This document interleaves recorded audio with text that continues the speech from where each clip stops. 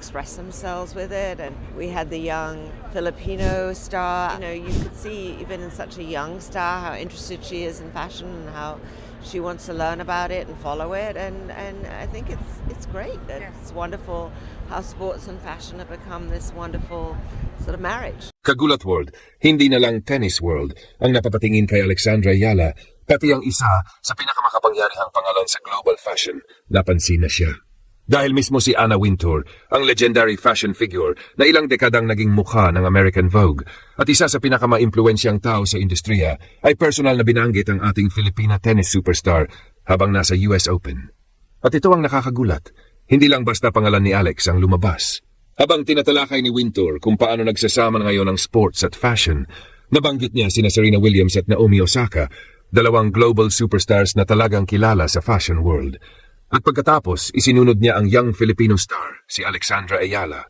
Ayon kay Wintour, makikita raw kay Alex kung gaano siya kainteresado sa fashion at kung gaano niya gustong matuto at sundan ito. Mga kababayan, malaking bagay yan. Dahil hindi random fashion blogger ang nagsabi nito. Anna Wintour ito.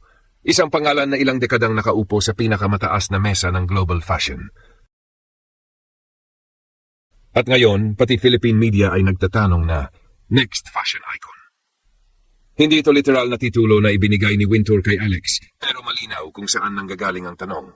Dahil may history na si Alex sa Vogue Philippines, may Nike fashion collaborations, nagsusuot siya ng Filipino designers, at ngayon, sa gitna mismo ng US Open, napansin pa siya ng isa sa pinakamalaking fashion tastemaker sa mundo. Tennis star sa court, fashion name sa labas. At mukhang nagsisimula pa lang ang Alexandra Ayala phenomenon. Kagulat World, tingnan muna natin kung gaano kalaki ang development na ito dahil madaling sabihin na, binanggit lang naman siya. Pero kapag pinag-aralan mo kung sino ang bumanggit, kung saan ito sinabi, at kung sino ang mga pangalang kasama ni Alex sa conversation, ibang klase talaga ang impact.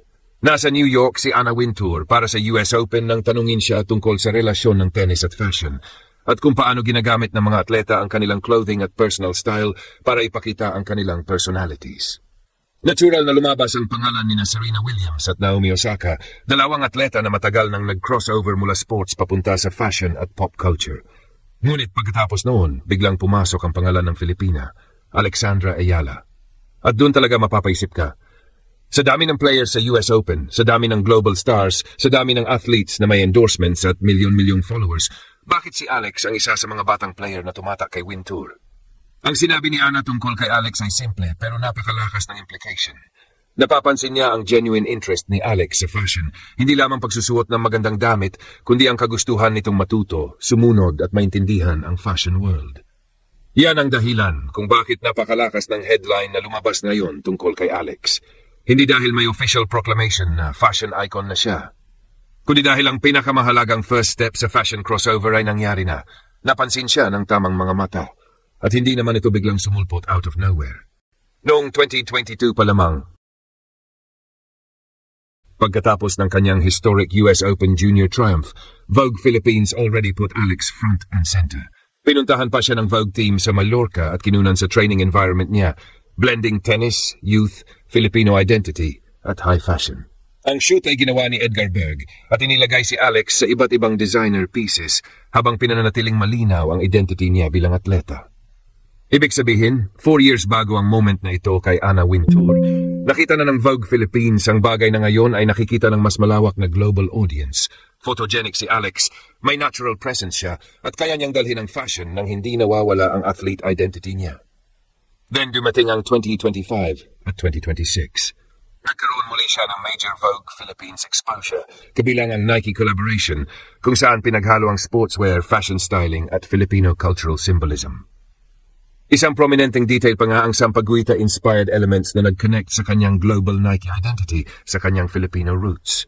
At noong December 2025, January 2026, Vogue Philippines issue, muli siyang itinampok sa fashion editorial photographed by Mark Nicdao. Hindi na ito yung teenage athlete lamang na promising. Ang presentation ay isang athlete na mas komportable na sa camera, mas defined ang visual identity at mas malinaw na may lugar sa intersection ng sports, celebrity at fashion. Then itong July 2026, Vogue Philippines featured Alex again, this time talking about Wimbledon, Filipino fashion, fame, and what lies ahead. Ang description mismo ng Vogue ay nagpapakita ng evolution niya. Atleta siyang increasingly comfortable hindi lang sa pinakamalalaking tennis courts, kundi pati sa spotlight na kasama ng kanyang success. Kaya kapag sinabi nating kuhang-kuha niya ang kiliti ng fashion world, mayroon tayong matibay na basehan para sa storyline. Hindi ito isang picture lang, hindi ito isang viral outfit lang. May pattern na. Vogue cover exposure, Vogue editorial shoots, Nike fashion campaigns, Filipino designers, global tennis success. At Anna Wintour herself noticing Alex. Mga kagulat world, kapag nagsimulang magtagpo ang lahat ng yan, hindi mo na lang pinag-uusapan ang tennis career. Pinag-uusapan mo na ang paggawa ng isang global personality. At dito pumapasok ang mas malaking tanong. Pwede bang maging next major athlete fashion icon si Alex? Kung titignan natin ang modern sports world, napakalaking bagay ng crossover appeal. Serena Williams became far more than a tennis champion. Naomi Osaka became far more than a Grand Slam winner. Pareho silang naging recognizable global personalities whose identities extended into fashion, branding, culture, and lifestyle. At interestingly, sila mismo ang dalawang established tennis fashion names na binanggit ni Wintour bago mapunta ang conversation kay Alex. Hindi ibig sabihin nito na inantay na niya si Alex kina Serena at Naomi. Hindi iyon ang sinabi niya. Pero editorially napakalakas ng company na yon para sa isang 21-year-old Filipina tennis star. At mayroon pang isang malaking advantage si Alex. Authentic ang story niya. Hindi kailangang gumawa ng artificial branding identity.